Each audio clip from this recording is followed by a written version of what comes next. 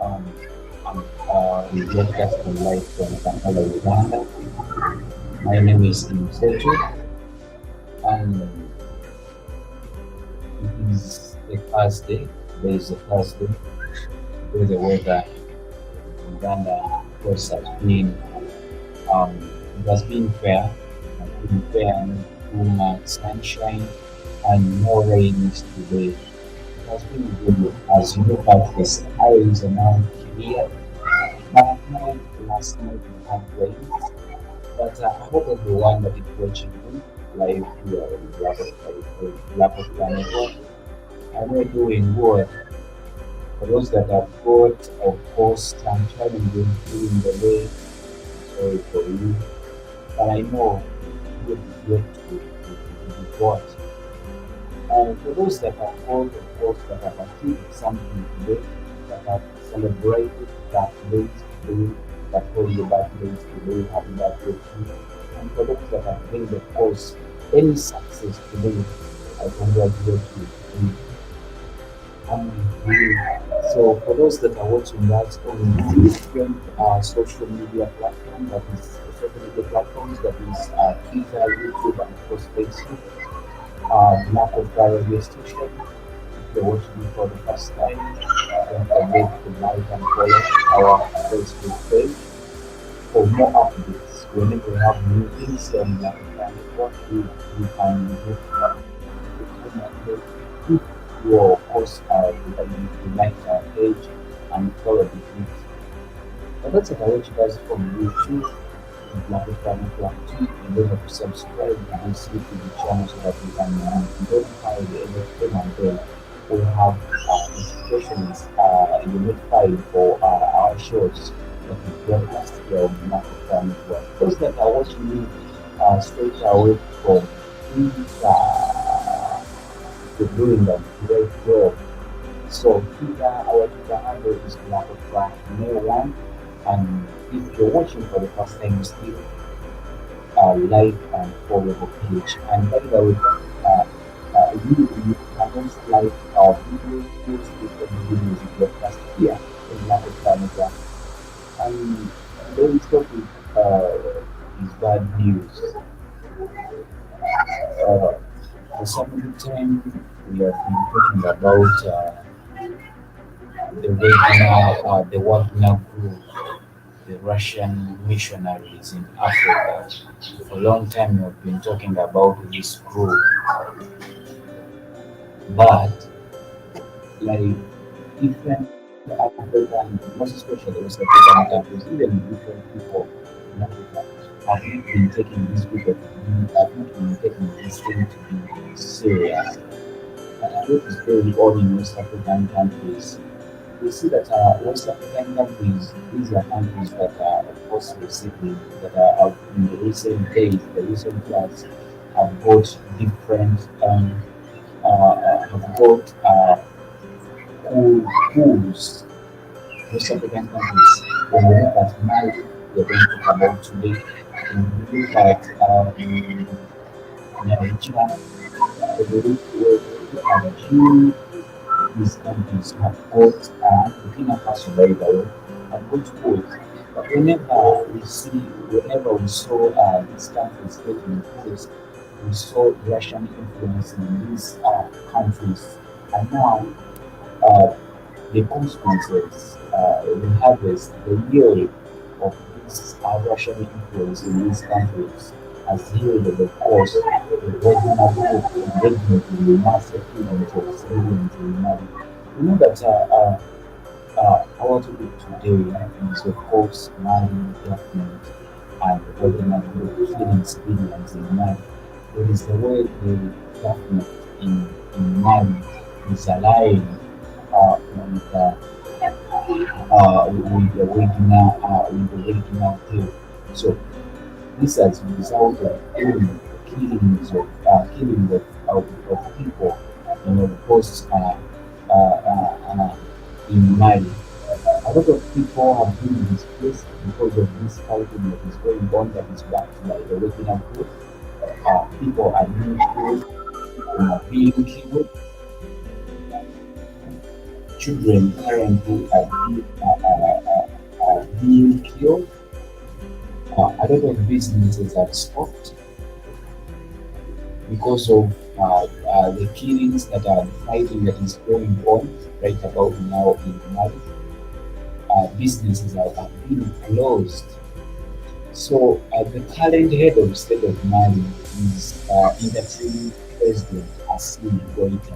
So there should be power for the second time on May 24th, 2021. So following the dismissal of the previous interim president Ba Braha during the 2021 audit. So Assimi Goita has since been constitutionally declared as the interim president of Mali. So his leadership has been marked by various initiatives, including social welfare programs and diplomatic engagements. Just like the engagements we see with the Wagner group today.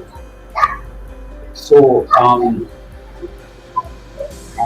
we see that today in Mali, the Russian Wagner's missionaries helping the army to kill civilians.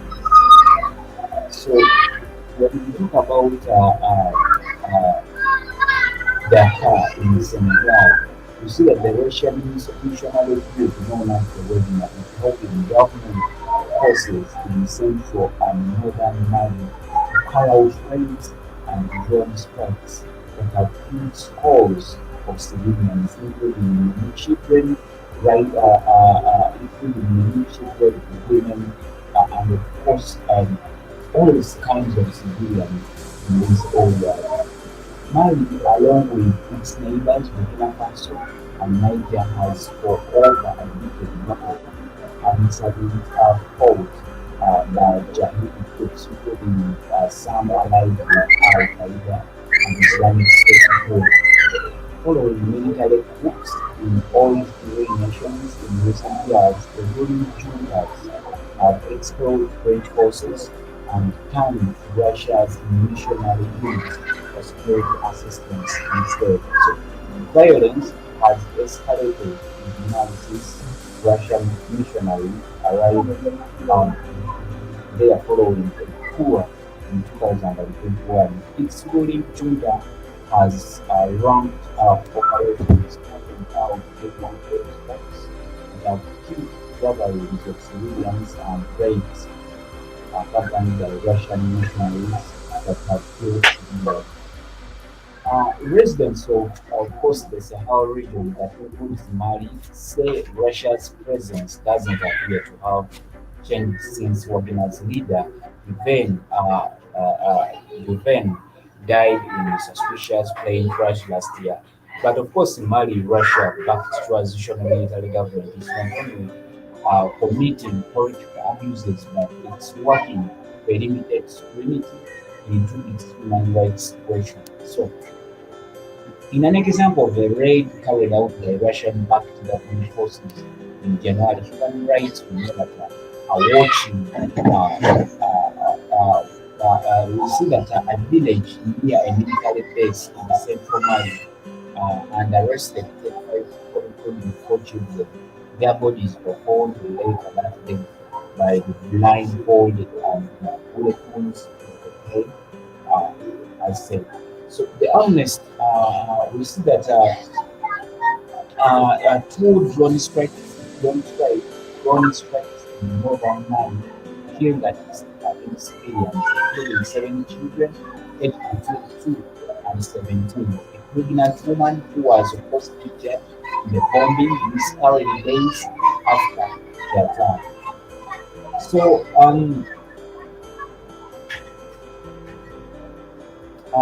Turkish supply drones in Mali are capable of delivering precious laser-guided bombs. So the group has also documented how the missiles have killed civilians. In one example, a drone strike in central Mali's Togo region killed at least 7 people at the wedding, including 2 boys.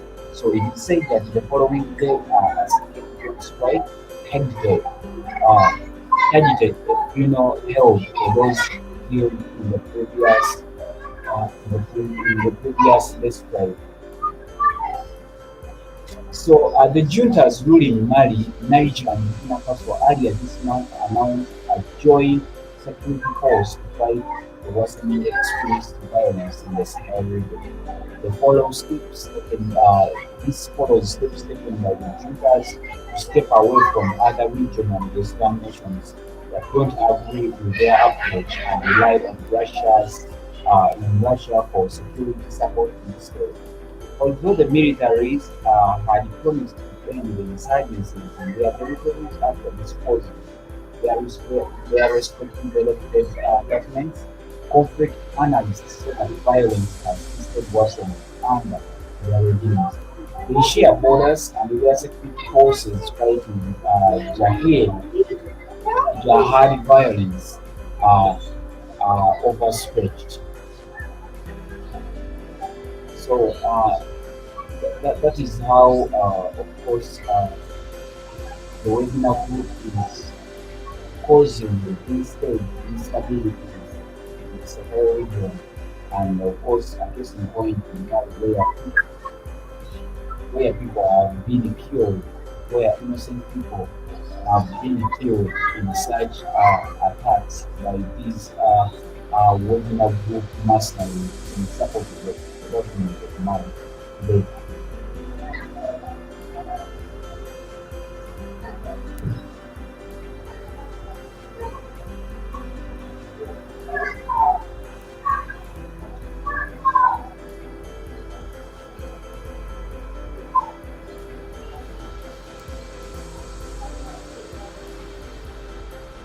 So the Wagner group, as a group, has a controversial private military campaign that has left its toll on devastating consequences across Africa.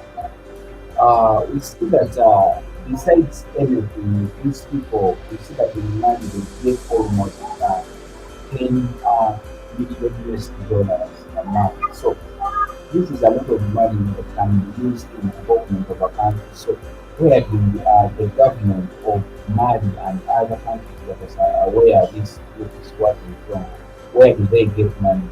We see that exploitation of resources. The Wagner Group has exploited African resources, including gold, diamonds, and timber. So their actions prioritize greed over the well-being of the local community. In the Central African Republic, you see they have reportedly raised their villages to further their economic interests in the mining sector. You see that a lot of effects have been done by these people. They have done a lot of things that are not coming to African communities. We see that Wagner forces have been implicated in horrifying human rights abuses. These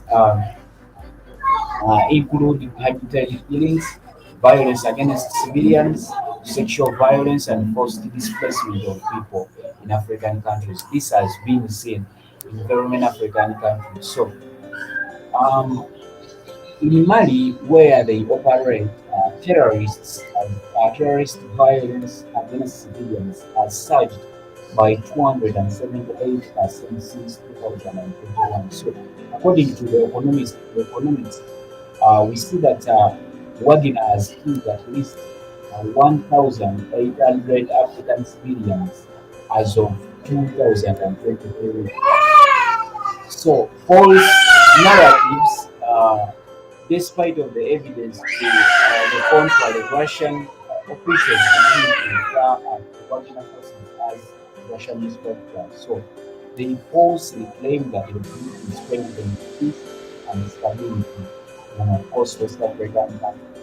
In reality, Wagner brutal presence exacerbates instability, fuels economic tensions, and of course, hinders prospects of peace and progress in African countries because you have not seen peace in these countries where these people of course, they are still. You have not seen peace right now.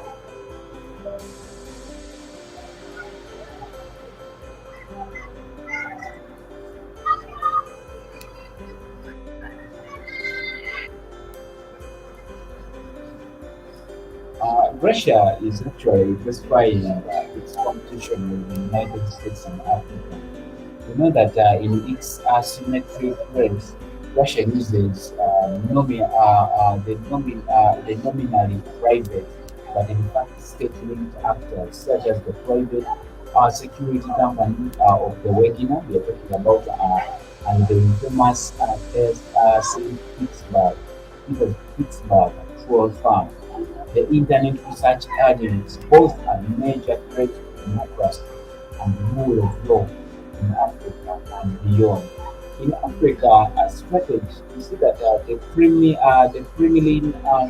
is motivated foremost by a desire to deploy US policy objectives almost irrespective of their substance or study in Africa.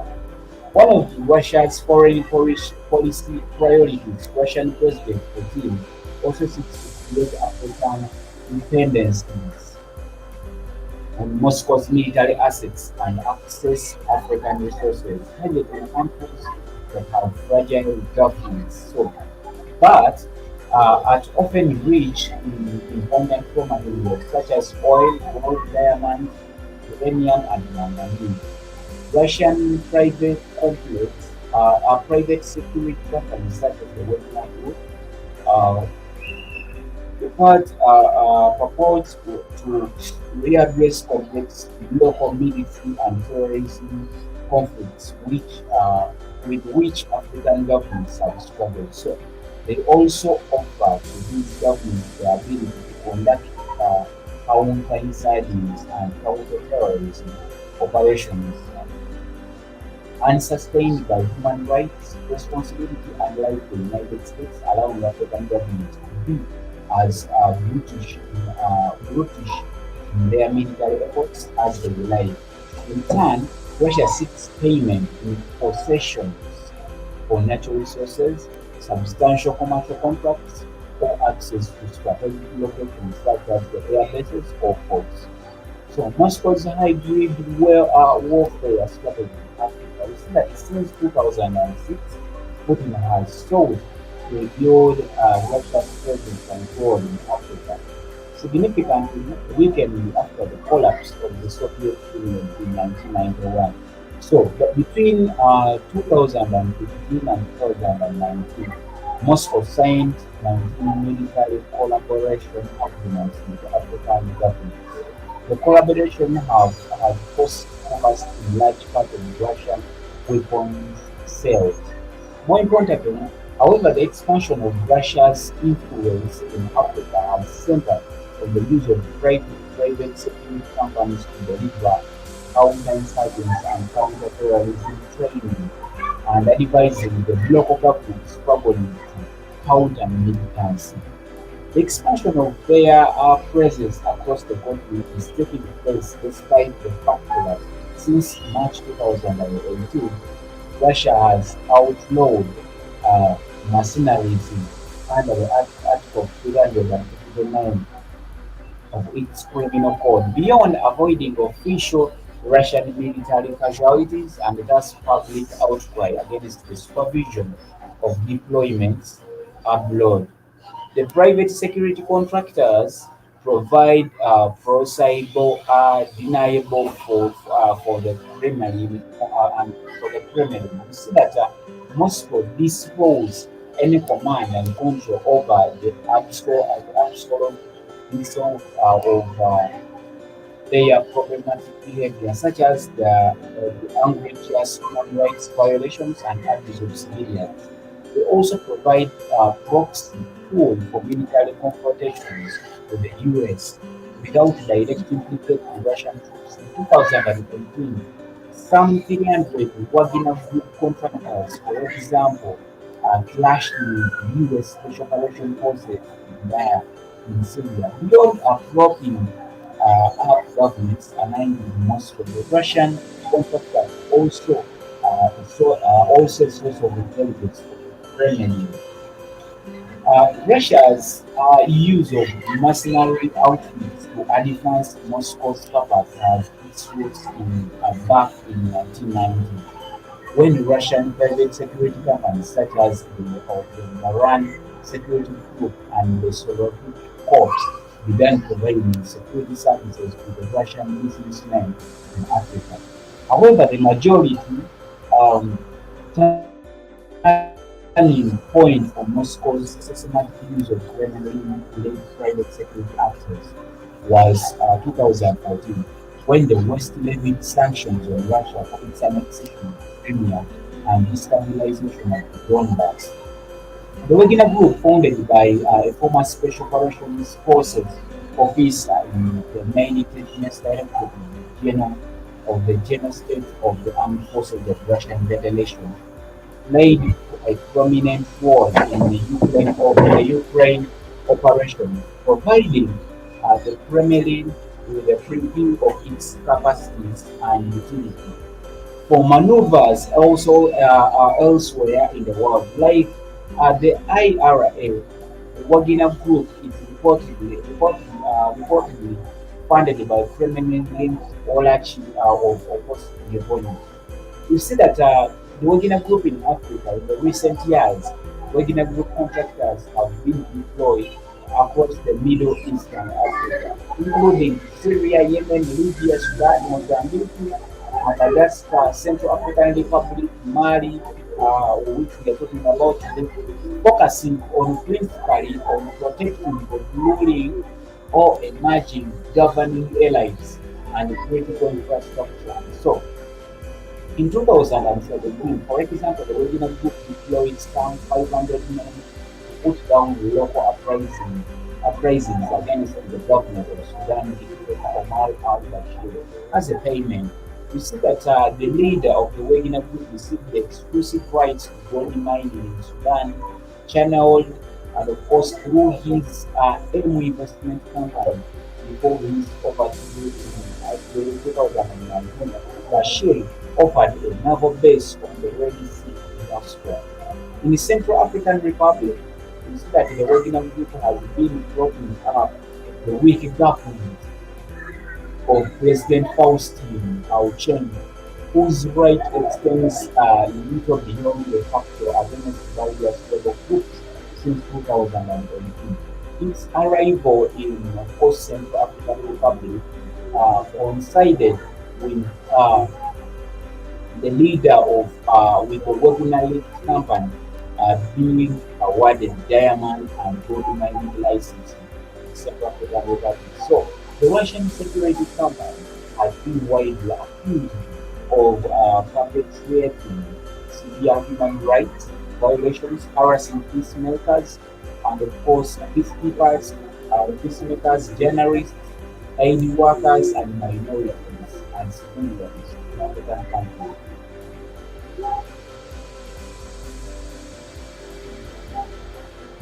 Wagner's presence puts the Central African Republic government at odds with the United Nations and with the Western governments, which increasingly demand that the Central African Republic ends its dealings with the Russian company or resumes their assistance. In December, the European Union suspended its military training mission in the country. Libya's geostrategic location on the Mediterranean coast and its oil and other natural resources have attracted Moscow and the Kremlin-linked Russian private security companies with access to the only one port in the Mediterranean.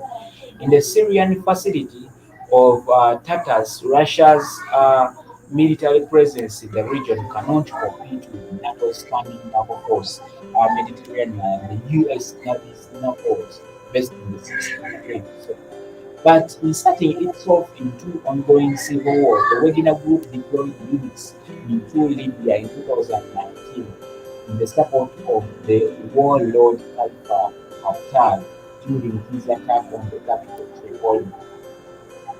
The Wagner Group provided advice, assist, and training capacities, and resorting to indiscriminate means such as mining civilian areas helped Haftar take control of some Libya's oil fields. So, like other foreign missionaries, mercenary soldiers and America's groups active in the country. The Wagner group has discarded the UN-sponsored Bahrain policy's demand that they be part of force. Russia has disavowed any responsibility for the Wagner group's action in Libya and their deleterious effects on the UN peace mediation efforts. Instead, since 2017, the Al-Shabaab insurgency in Mozambique began sweeping through the country's northern province of Cabo Delgado, unable to halt Al-Shabaab's expansion.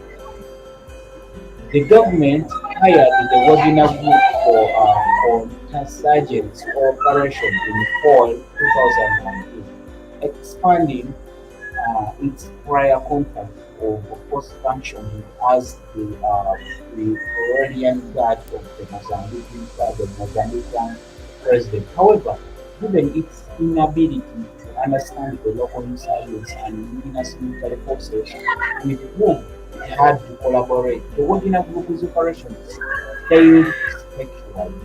Instead, among the Burkina Faso's latest worrisome African deployments in Mali, where the Islamist militants remain confident and governments are power and unaccountable. A complex set of numerous Jahili terrorist groups and regional terrain and other self-autonomy movements operates in the country. Among them are the dangerous Al-Qaeda affiliates such as the Jamaat Nusra full Islam, who are all Muslim, as well as the Islamic State in the Greater Sahara. France has been military in Mali since 2019, supported by other European countries um, and the US, as well as African countries under the G5 Sahel Joint Task Force that has not achieved any result complete of the militants. Now tired of the governance and the force counterinsurgency Wagner. So France is selected to oppose how its contingent there to 2,500 troops in 2020.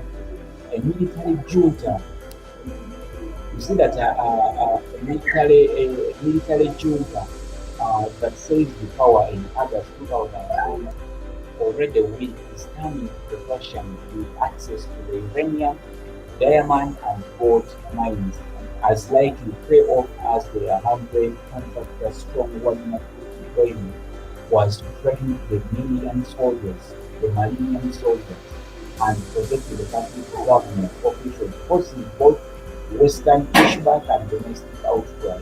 The Malian government in late December denied any Wagner Group presence, but we can still force the presence of this the Wagner Group because they are still alive in Mali. They are working uh, live in Mali. So such as the presence will severely undermine the sustainability and effectiveness of the Western counterinsurgent and counterterrorism support operations, so that they likely contribute to further deterioration of human rights in Mali.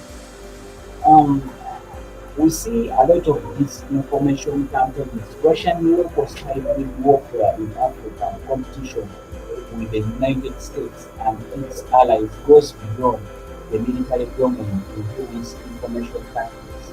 In Africa, like elsewhere in the world, including the United States during the 2016 presidential elections, disinformation propagandists like the IRA seek to eliminate social conflict within societies and undermine the support for democracy. The IRA sought to manipulate Madagascar's 2018 presidential elections, for example. Meanwhile, in Mali, the IRA accused the French counterinsurgency operations of being a facade for exploiting local uranium mines.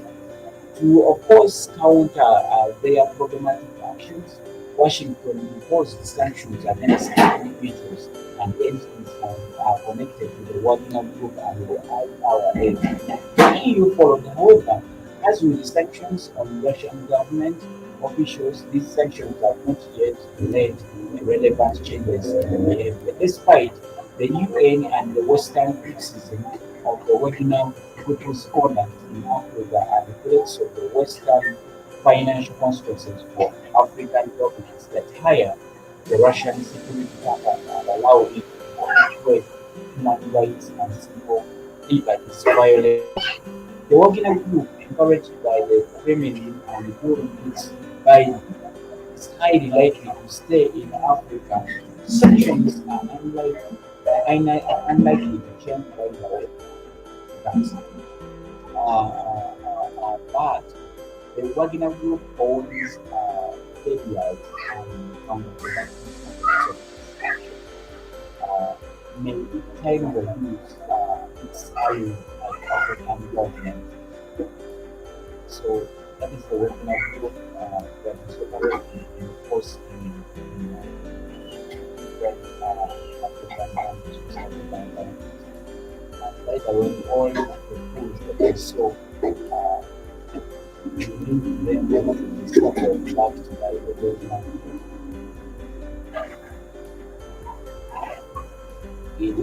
of course, in most West African countries. So, there is, of course, money to be made in case of some Russian private military contractor known as the Gov'T knows how to apply money. You see that the PMC Wagner Code, which is also called the private military company, as it is commonly known, is part military force, mercenary force, and part multinational enterprise. It has commanded a great deal of international attention for its role in Russian invasion of Ukraine and for its owner and its owner so ties to the Kremlin and President of course Putin. But it has been building its business and its influence in Africa for several years, where it has strengthened in security forces, military training, and propaganda services to access to valuable economic resources. So, the European Union and the United States recently imposed sanctions on the Wagner specifically related to its activities across Africa. The Canadian government has not followed the suit, though it has sanctioned various people and entities associated with the Wagner group due to the recent invasion of the Russia invading Ukraine. The Wagner may going to be owned by the private military company or are contracted by the governments in Africa. But we see this private or military company uh, from China, South Africa, and the US are known to operate across the country, but it operates differently and more separately as it is. However, in Mali, the people are fighting the elected. Like, so, Russia is using criminals, mercenaries, and and actually war criminals in sovereign countries in Africa, in Ukraine and other countries. So, um, stepping a stone in Sudan, we see that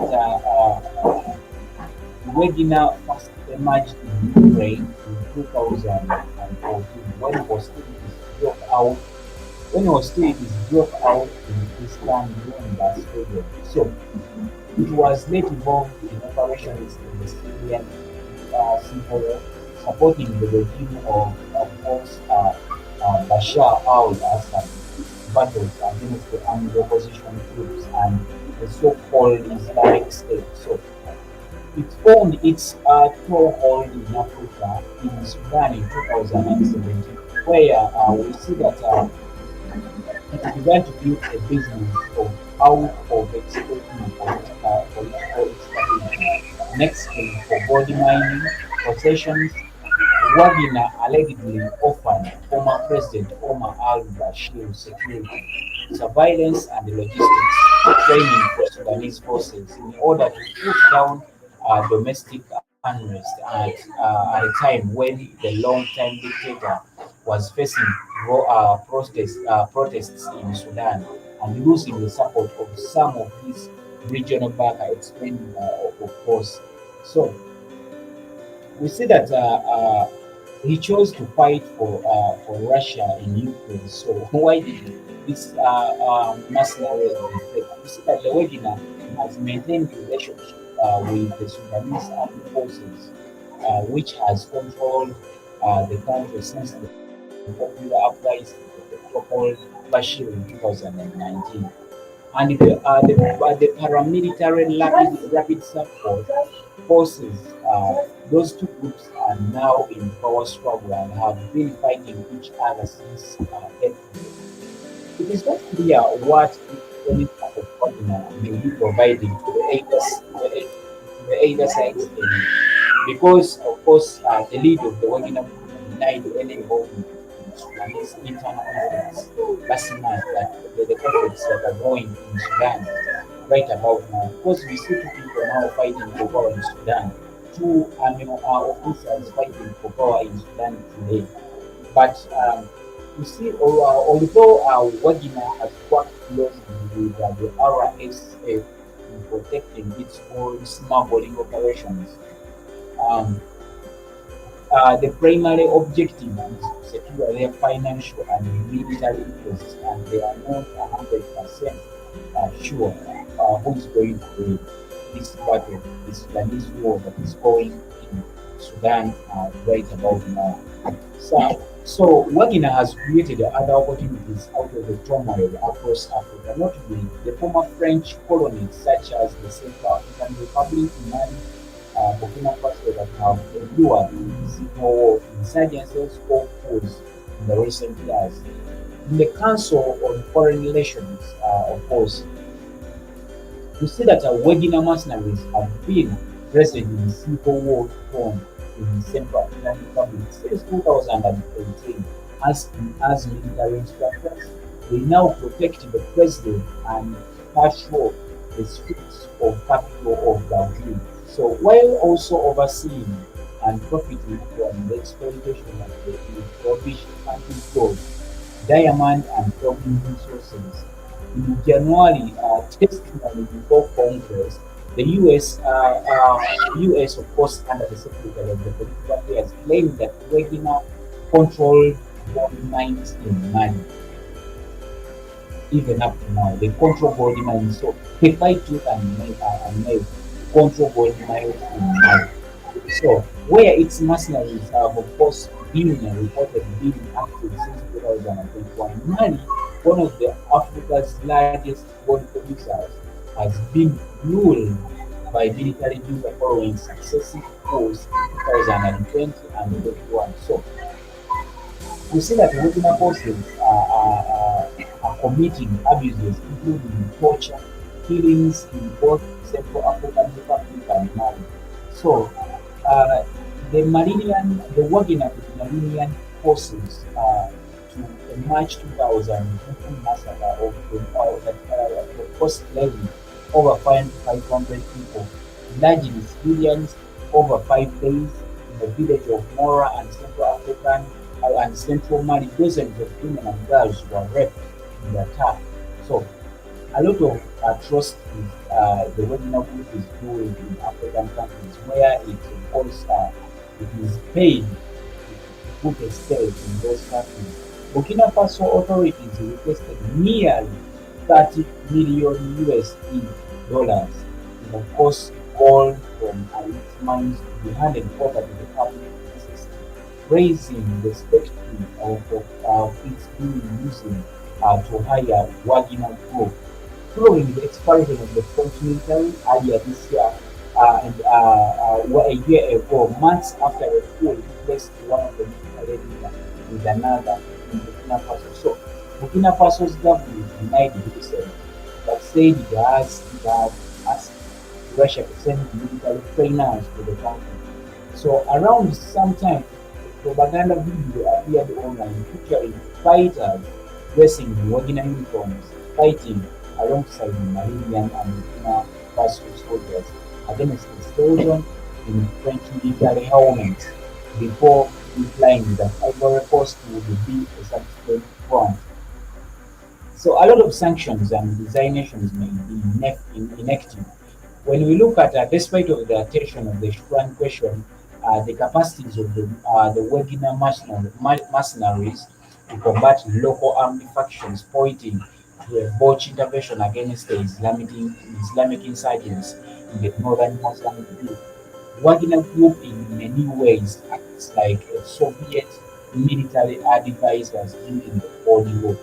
So uh, we see that it has not found footing in the nations with the relative of stability and effective government. But we see that there is a growing pressure on Western governments in Africa, on Western governments to impose harsher sanctions on Wagner and designate it as a terrorist organization that is operating in Africa and other countries in the world.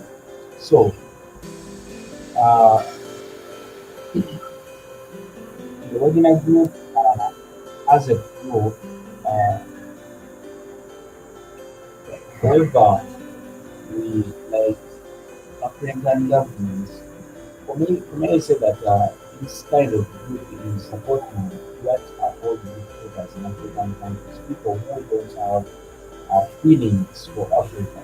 Because if I know these people do whatever they do to the extent of all, yet they are killing people, yet they are molesting everyone in Africa. Let them be children, let them be men, let them be like these people. They don't have mercy on everyone in Africa.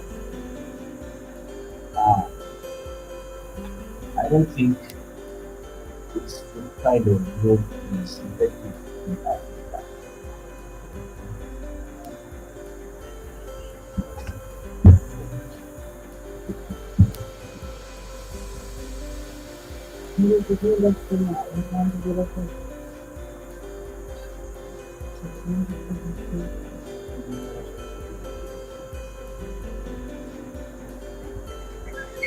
So the way give you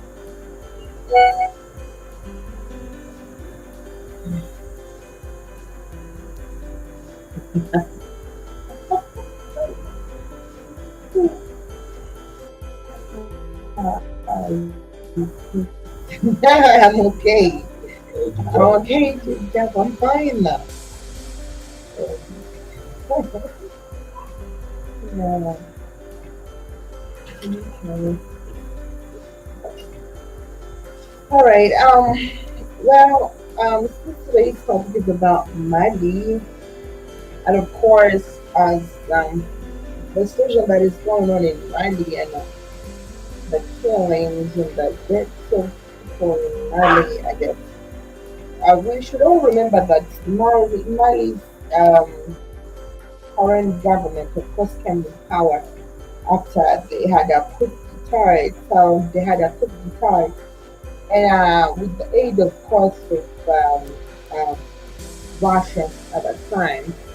There was a time where a lot of African governments were, of course, condemning the action, but the current president of Mali did at that time. Of course, the US and France and other countries condemned the very action, but this action was embraced by uh, Russia. For a very long time, Russia's involvement with Africa has been an involvement that does not concern the human rights and does not concern what Africans are going through. All Russia looks at are the deals that it makes. All right. So, but before we jump into that, I'm going to give you a brief history of Mali. After that, you can get to see why Russia right now, or Wagner Group is claimed to be. I should use that word because actually Africa's politics is quite a very weird one.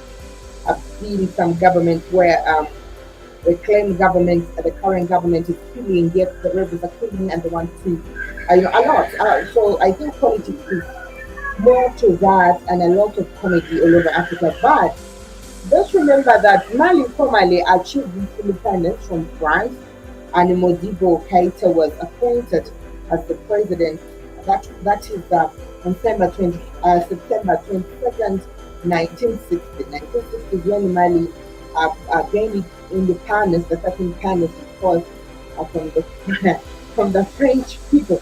Now, President Modibo Keita was re-elected by the National Assembly on May 13th, 1964. From there, we see the legislative elections were held on June the same year, and the Sudanese Union, that's the African Democratic Rally, uh, won 80 out of 86 in the National Assembly. The National Committee for the Defense of the Revolution, headed by President Madibo Keita, took control of the government on August 22nd, 1967. Now, President Modibo Keita dissolved the National Assembly, and of course, President Modibo still was deposed in a military coup led by Lieutenant Mbusa Toure. That was in 1968. So apparently, Mali has a history of coups. Mali has a history of coups. The past president of Mali, of course, was overthrown through a coup, and by, of course, Toure. That man was called Moussa Toure.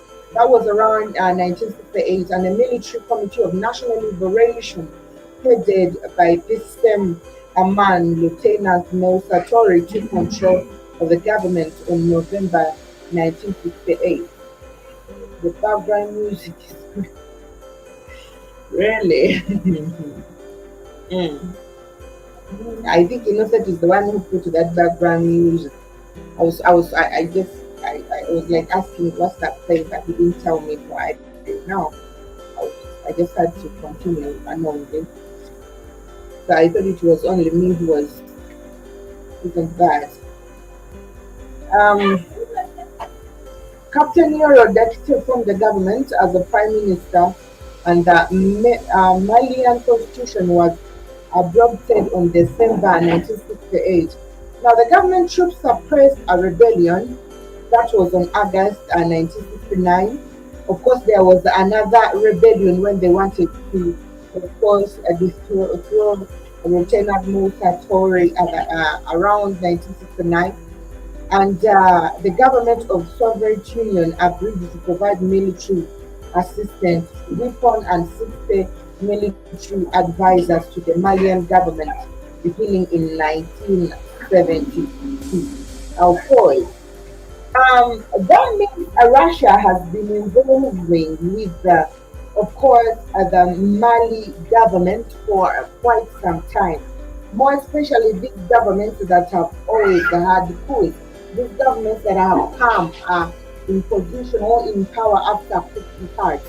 I remember there was a time where there was a rumor that was running all over Africa that Russia is in support of a lot of these countries that are, of course, are having coup d'etat. Um, they, of course, so people were like saying that Russia is the reason why Burkina Faso won this. People also claim that Russia is the reason why Mali, of course, had a coup d'etat. And the history of Russia's involvement with Mali's politics, of course, is seen way back even before 2021. So Russia has been in Mali for a very long time, though it has been there in the silence.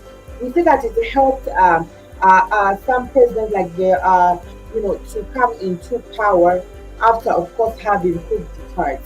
Now, when it comes to the Wagner group, of course, killing Africans in Mali, we have had a lot of conflict within this very government. I know probably the current government of Mali is trying to suppress rebellions because, of course, there are different people who do not believe in this and don't support the government, and that they are trying so much to make sure that they gain, of course, the power. Since the president of Mali took over until now, there is still some conflict going on. Um, some people are not fully satisfied with this, and a lot of, in fact, and most of these people are military people. You will realize that whenever we have coup d'etats in Africa, it's usually the military people who are gathering these trained people to come and, of course, take over and, uh,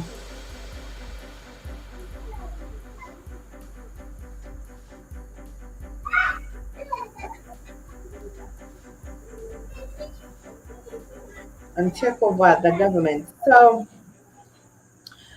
we saw that at the government of the Soviet Union agreed to provide military assistance. That was weapon and system military advisors to the Malian government beginning in 1972. And of course, Lieutenant Moussa Toure announced a new constitution on April 1974, and the constitution was approved by 99% of the voters in the referendum of 1974. The constitution provided for one party political system. After Lieutenant Moussa Toure became realized that there were a lot of rebellions and his of power was being threatened. Of course, he had to announce a new constitution, and this new constitution provided for one political party system. That means they did not want different political parties. Of course, Mali was supposed to be led by one political party. Um, Now, 12 individuals were sentenced to death for their involvement in a rebellion that was on the 10th of June 1977. Now, the government troops suppressed a military rebellion led by Defense Minister Kisima Doukara in February 1978. Now, the President Ahmed Sekou Toure of Guinea and the President Hauri Boumediene of Algeria expressed support for the government of Lieutenant Colonel Moussa Toure on March 2nd, 1975. Now, the President of Algeria and the President of Guinea also supported the at that time President of Mali for, of course, killing these people who were, of course, forming or rebelling against his leadership.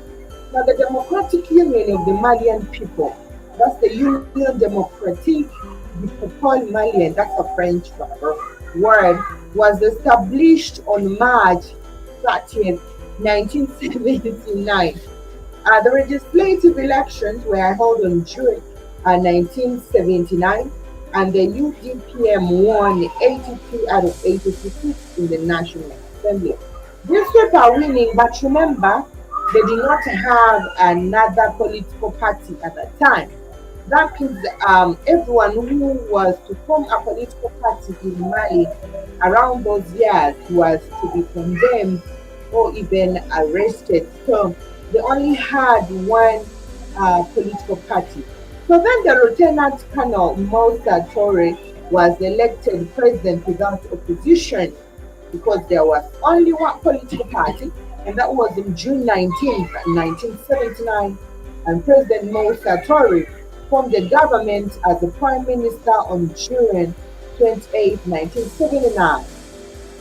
Now, the government troops and the students demonstrators clashed in Bamako on December, that was 1979, still resulting in the death of 15 students.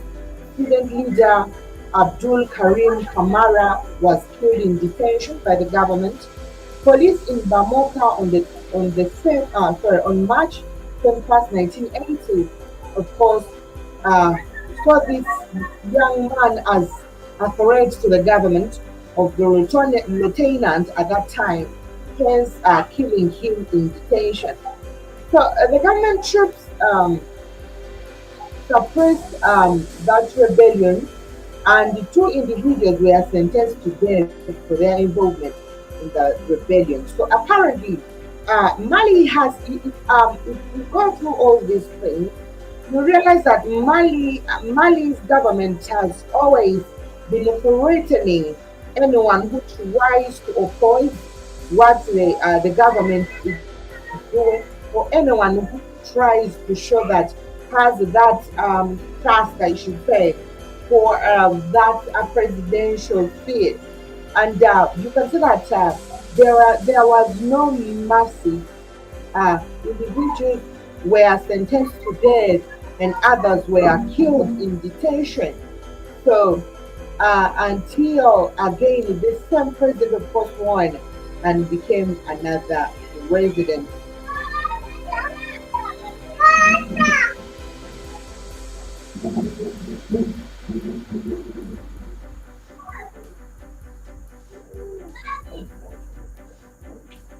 Now, we should also remember that Malians demonstrated the support of democracy in Bamoka when people were trying to, of course, support democracy at that time, when they realized that their president is so barbaric and a dictator.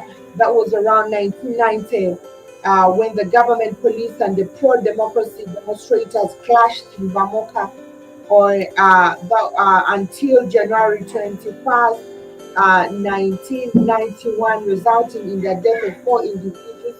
Some 200 individuals were killed during demonstrations against the government in Bamako on March, that's 91. So apparently, these demonstrations went on for something like 3 months. The government declared a state of emergency.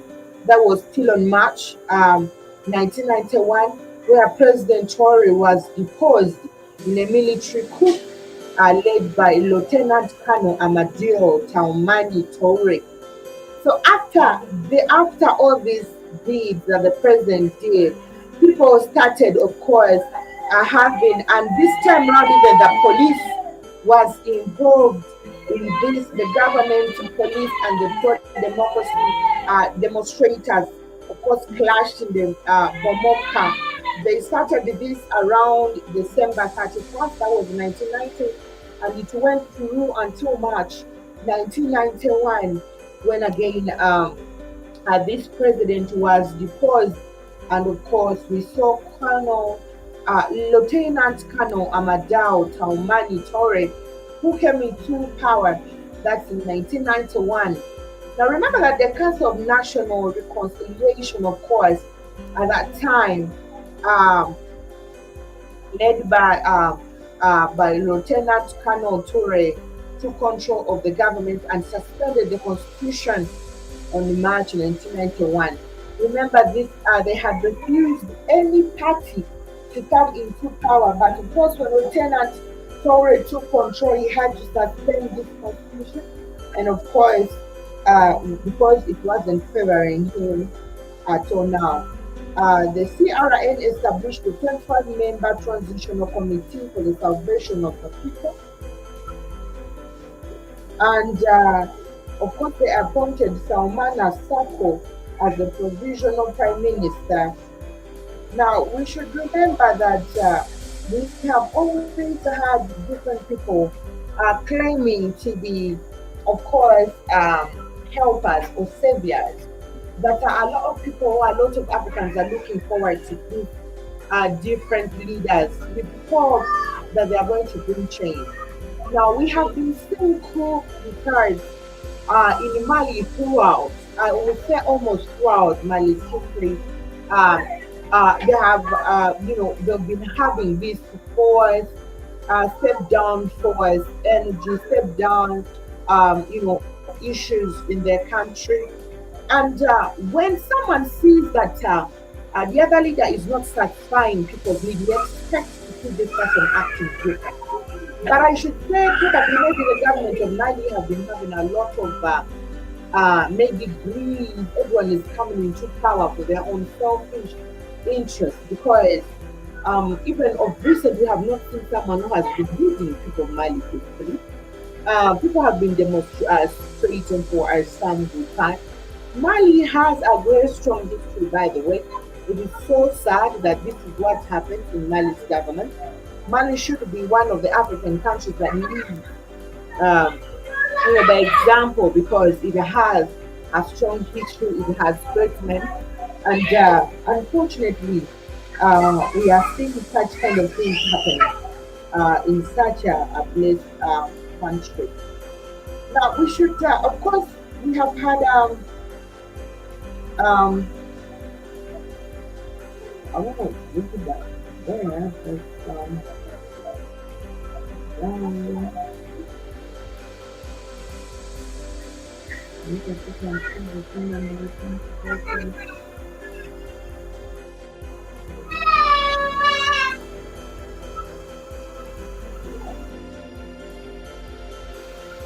so at that time when, of course, um, when the president, when they overthrew, um, when they over, oh, sorry, when Lieutenant Colonel Ture took control of the government, he suspended the constitution, and of course, he agreed that political parties should be allowed. And then, of course, we see rally of democratic and progress was established, and a new constitution was approved in a referendum by 98% of the voters, which provided for multi-party political system and a democratically elected president. Of course, we see that municipal elections were held, and the Edema won, um, of course, 214 out of 761 seats in the municipal council. The legislative elections were held in February and March, that's 1992, and the Dema won 76 out of 116 contested seats in the National Assembly. Now, the National Congress for Democratic Initiative won 9 seats in the National Assembly. Now, we see Alpha Omar Conner of Edema was elected president with 69% of the vote in the second round of presidential election, and he was granted as a president on June, that's 1993. Now, President Conner appointed Younasi as the prime minister. So this is when we see the first elected president of Mali, that's in 1992, is when we see our elected president. But before that, we've been seeing coups and coups. Now, one individual was killed in political violence in Bamoka on April 5th. That was around 93 after, when this president had, of course, like a year into power.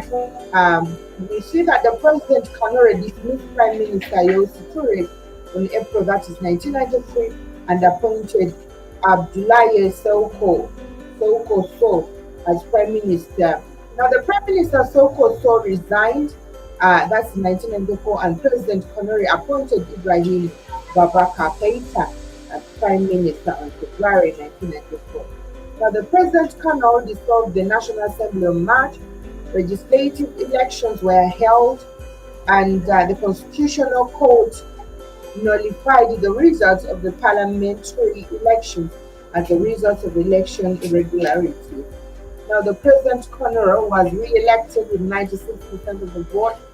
8 opposition political parties boycotted the presidential election. Legislative elections were held, and Edema won, contested, of course, won in the National Assembly.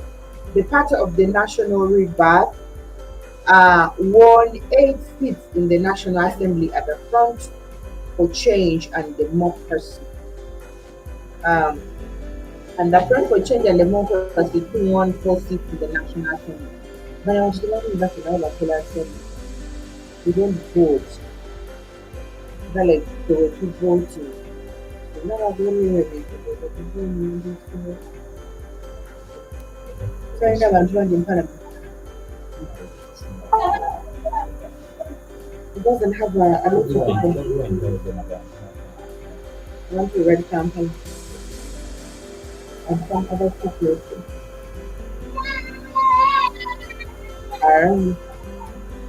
So you can see that around 1991 is when we had. to provide the energy.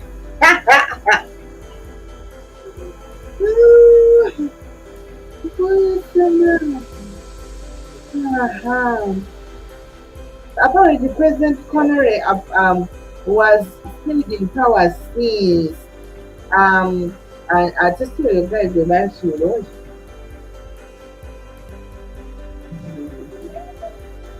yeah, but he was removing ministers and appointing others. But again, we see Amadou Taumani Toure being elected as president. Thank you. Thank you. Being elected as president in, of course, 2002 and was guaranteed as a president, of course, in 2002.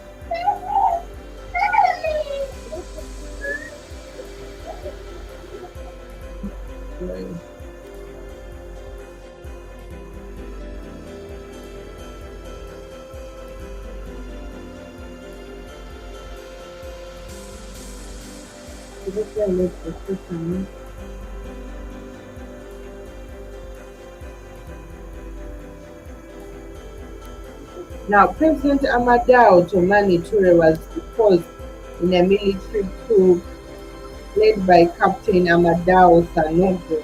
That was in 2012. The National Committee for the Restoration of Democracy and Fair, uh, you know, um, handed by Captain Amadou Sanogo, took control of the government. The United Nations Security Council, ECOWAS, European Union, and African Union condemned the military coup, and the governments of Nigeria, Niger, Ghana, Britain, US, Russia, China, Norway, Uganda, and South Africa also condemned the military coup. Now, the African Union imposed democratic sanctions against the Malian government. The French government and the European Union imposed economic sanctions um, against the Malian government. Um, that was in 2012. Yeah, the US government imposed economic sanctions as well against Malian governments as well. The ECOWAS did the same, and everyone was up against Mali. And of course, these people imposed economic sanctions, trade embargo, they frozen bank accounts and travel ban against the Malian government. That was around 2012. Now, President Blaise Compaore of Burkina Faso and Foreign Minister Djibril Yipene Basole of Burkina Faso were appointed as ECOWAS mediators for the Malian crisis. That was on March 2012. And of course, where they issued a new constitution for Mali, but agreed to restore the previous constitution. And of course, the UN Security Council condemned the military coup. The representative of the military junta signed ECOWAS mediated framework agreement providing for the restoration of the constitutional order in Mali that same day. Apparently, Islamist militants affiliated with the Al Qaeda in the Islamic Maghreb, that's Aqim, captured fuel from Tauran militants. That was around 2012. The UN Security Council demanded the immediate and unconditional cessation of hostilities by the rebel groups in the northern Mali. Islamic militants captured the town of Grenza on September 12. The government of national unity, consisting of 31 militants headed by Prime Minister Sheikh Modibo Diary, was approved by President Adenkuda Dori on August. Now, the Islamic militants at that time, of course, Al Qaeda. I thought Al Qaeda was only Al Qaeda. Sorry.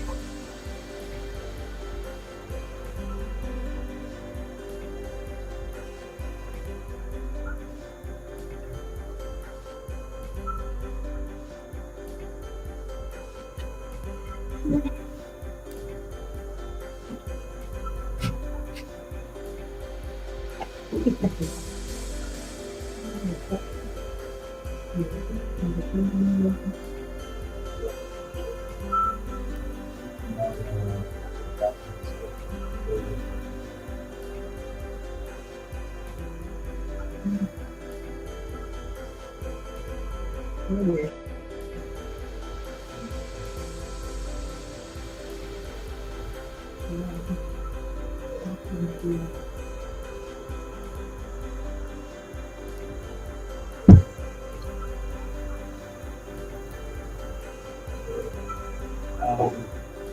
when you look at Canadian code,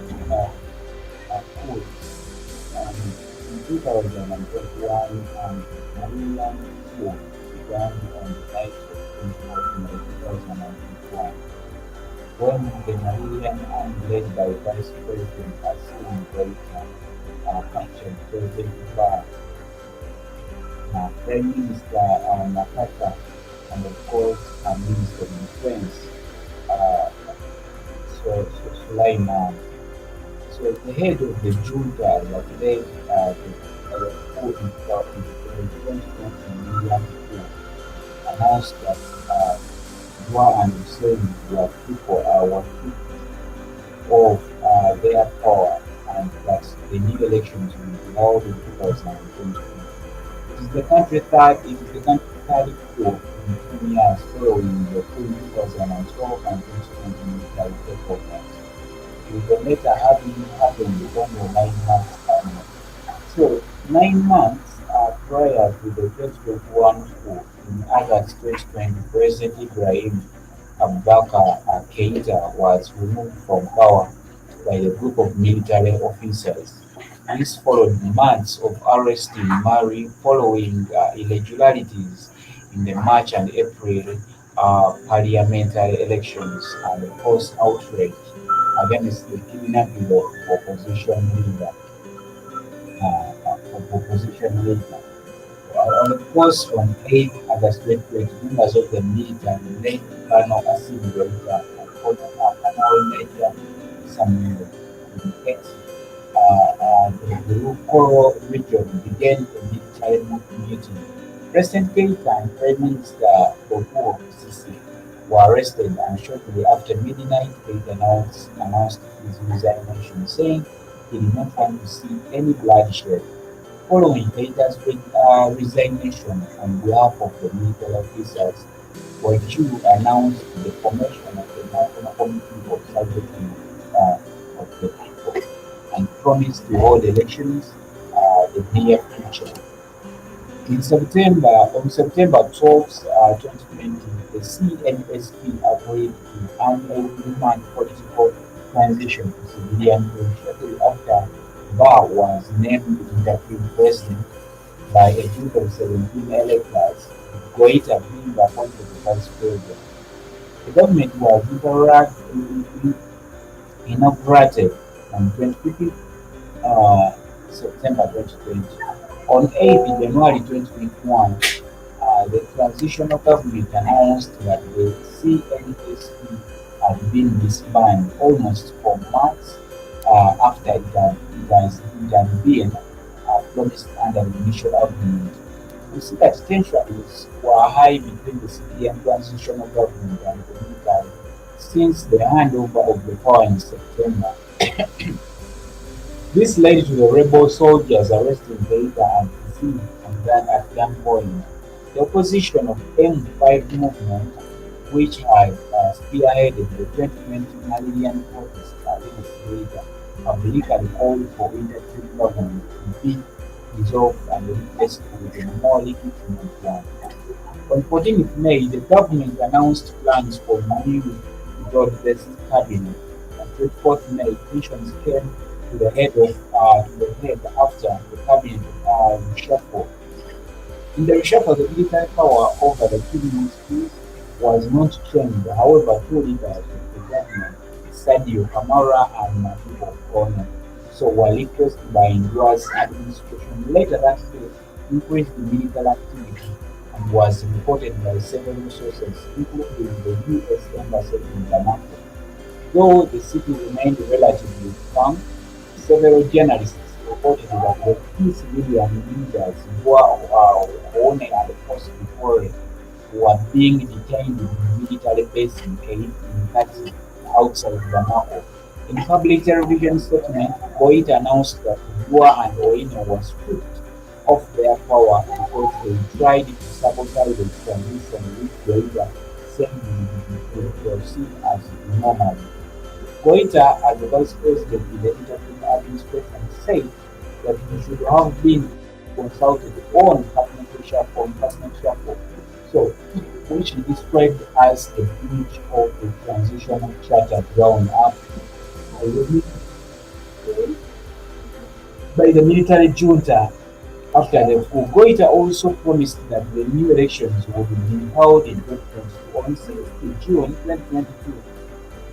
It was announced that the transition to democracy would be delayed for another 3 years. The interim president, Panel Asim Goita, saying and history belonging within the rule. Aftermath, in May, the same year, former Nigerian president, Goodluck Jonathan, the ECOWAS began to lead mediation efforts with Mali's military from detention. Both Ingwa and Oini submitted their resignations to Goita on 26th May. The military released the ousted leader on 27th May. Some sources speculate that the resignation of Ingwa may risk further national stability. On post-28th May, Mali's constitutional court named Goita the country's transitional president, and in June, hundreds of supporters of the M5 movement, which was one of the leading oppositional groups in 2020, gathered in the Independence Square in Bamako to celebrate the anniversary of the group.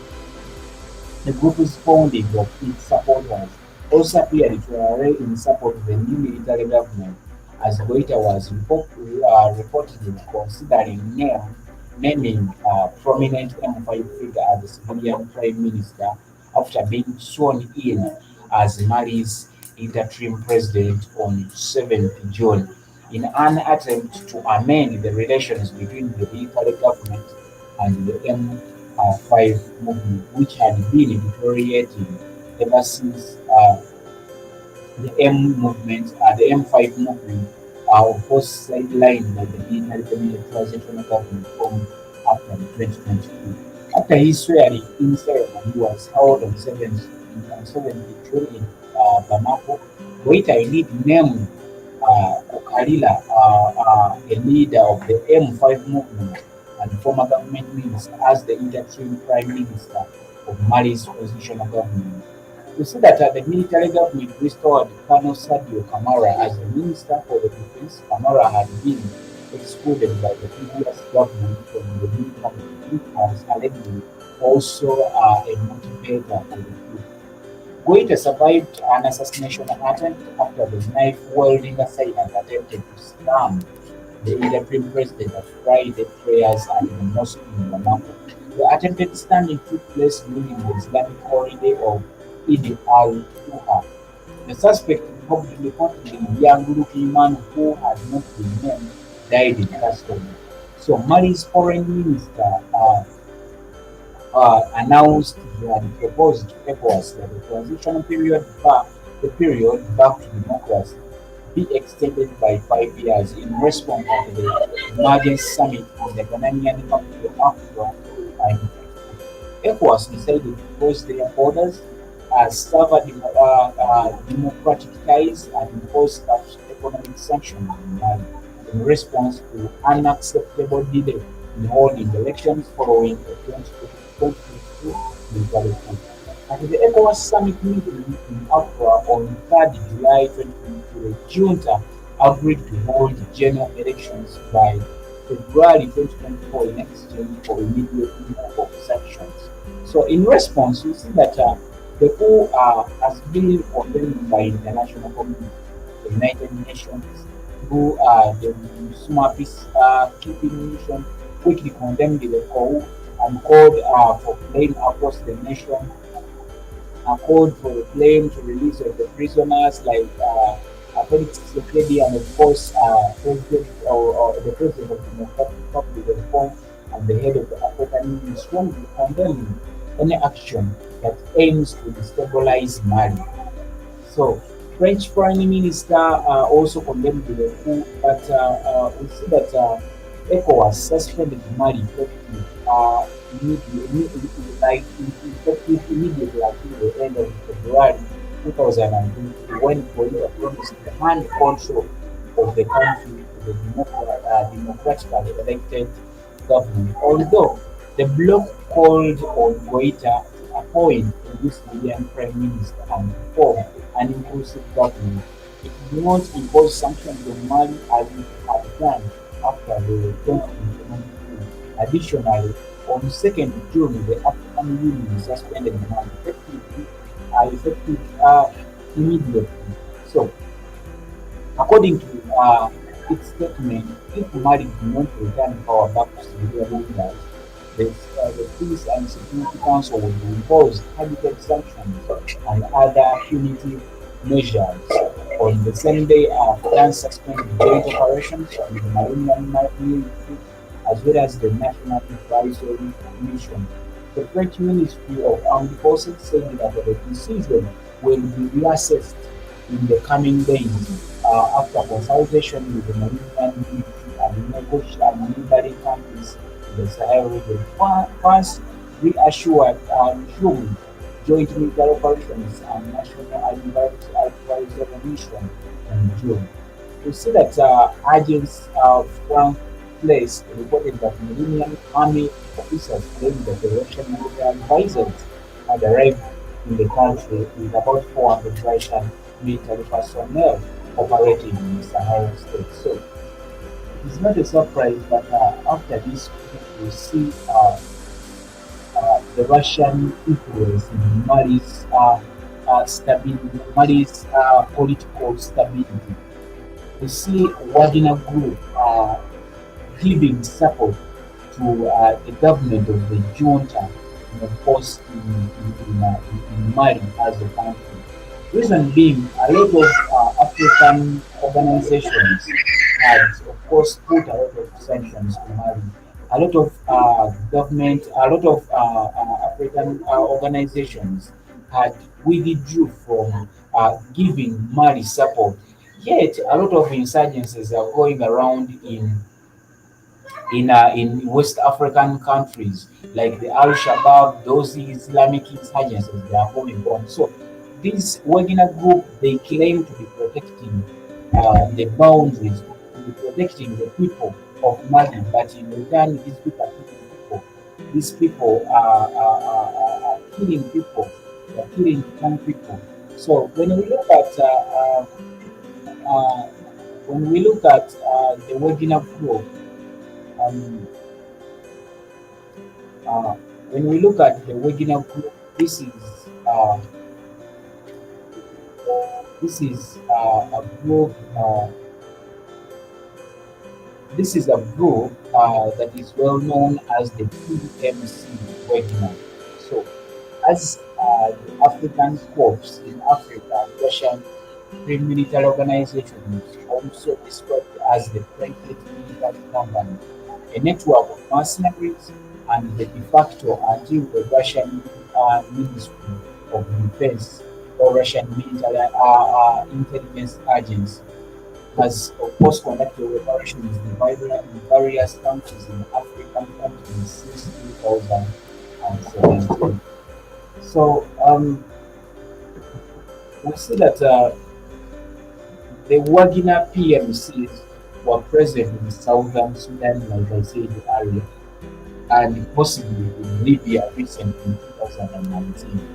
So several days before, we see that Wagner's PMCs were being prepared to send from Syria to Sudan or Southern Sudan after the Sudanese President Omar al-Bashir told the Russian President Putin that his country needed protection from aggressive actions of the USA. So, two internal conflicts have been raging in Sudan for years, in the region of Darfur and the states of southern, of course, Kordofan and the Blue Nile. while a civil war has been taking place in Sudan since 2013.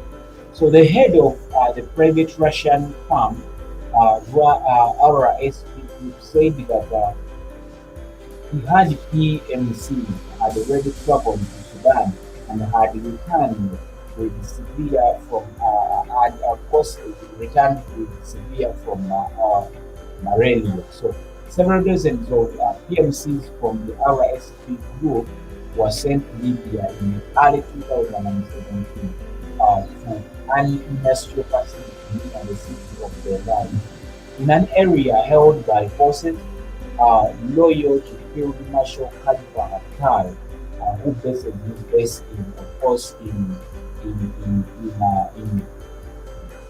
Libya, because he is a Libyan politician, a military officer, and the commander of the Tobruk-based Libyan National Army, of course, Colonel Haftar, to support the demining operations.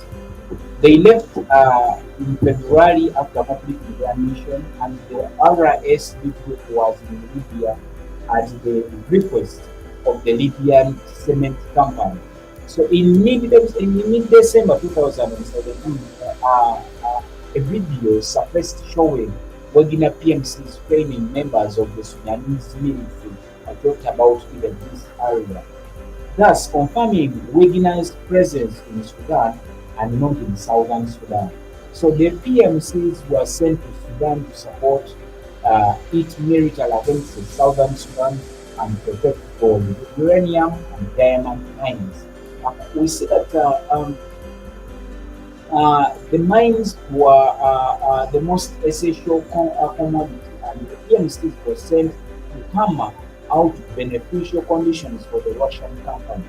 So the PMCs in Sudan reportedly numbered 300 and were working under the cover of M Investment, a company linked to, of course, Yupin, the leader of the Wagner Group. So M Investment as a company signed a contract.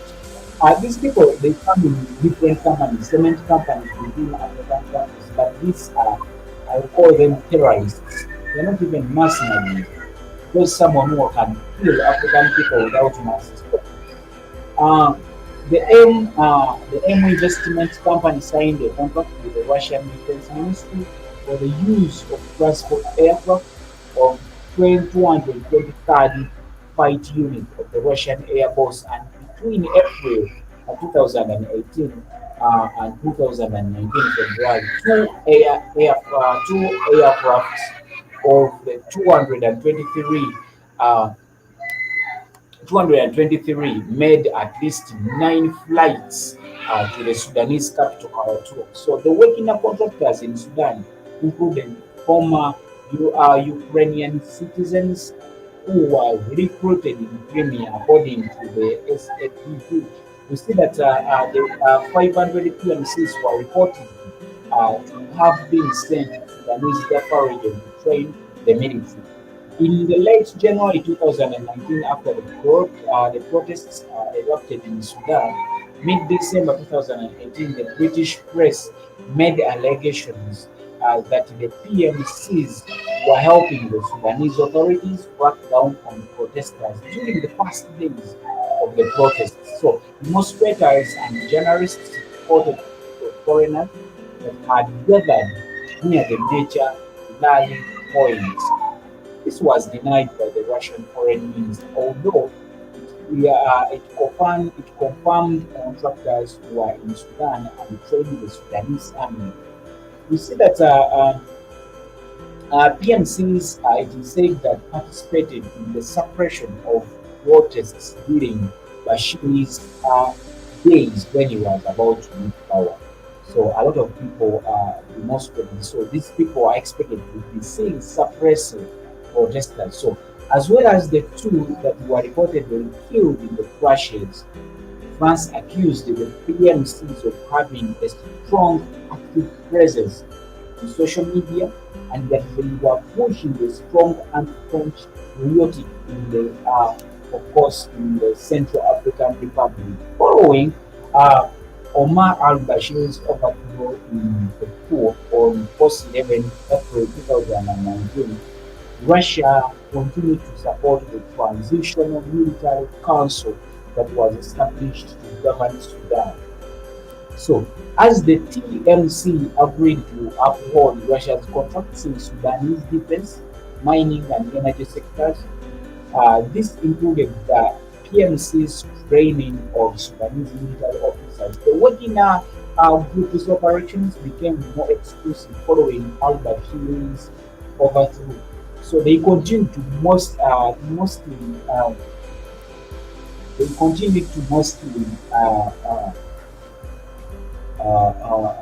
you see that these people, the PMCs, uh, continued to mostly work with Sudanese Rapid Support Forces. Wagner was said to be linked to the deputy chairman of the TMC and commander of the RSF, General Mohad and Dan Dangaro. So, in May 2019, we see Russia signed a military agreement with Sudan, which, among others, would facilitate the entry of Russian warships to Sudanese ports. A new draft agreement was signed in November 2020 that would lead, of course, uh, that would lead, uh, uh, uh, uh, that would lead, uh, that would lead uh, a new agreement was signed with Sudan with among other things that would facilitate the entry of the new warships to Sudan's ports. So a new draft agreement was signed in November 2020 that would lead, of course, like I said, to the establishment of the Russian Naval Logistics Center and Repair Yard in Sudan's Venice coast that could host up to 300 people. The agreement is expected to stand for 25 years unless either party objects to the renewal. In 2020, we see that the Wagner connected company Moral God was reported to be planning to ship personal protective equipment, medicine, and other equipment to Sudan amid the coronavirus pandemic. 3 months later, the United States sanctioned the M investment company as well as its Sudanese subsidiary Moral Gold and two individual keys to the wedding operations in Sudan for the suppression and discrediting of protesters during before the overthrow of Bashir. So, following the November 2021 Sudanese coup, we see that Russian support to the military administration set up in Sudan became more open, and Russian Sudanese ties along the Wagner's activities continue to expand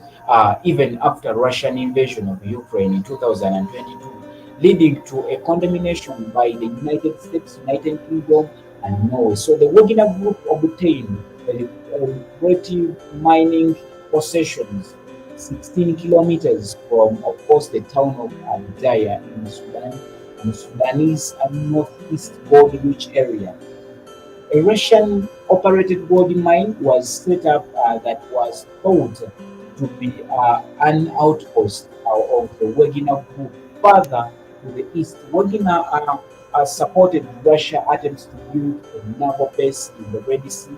It used western Sudanese Darfur region as a staging point for its operations in other neighboring countries. So, the Central African Republic, Libya, and parts of Chad. We see that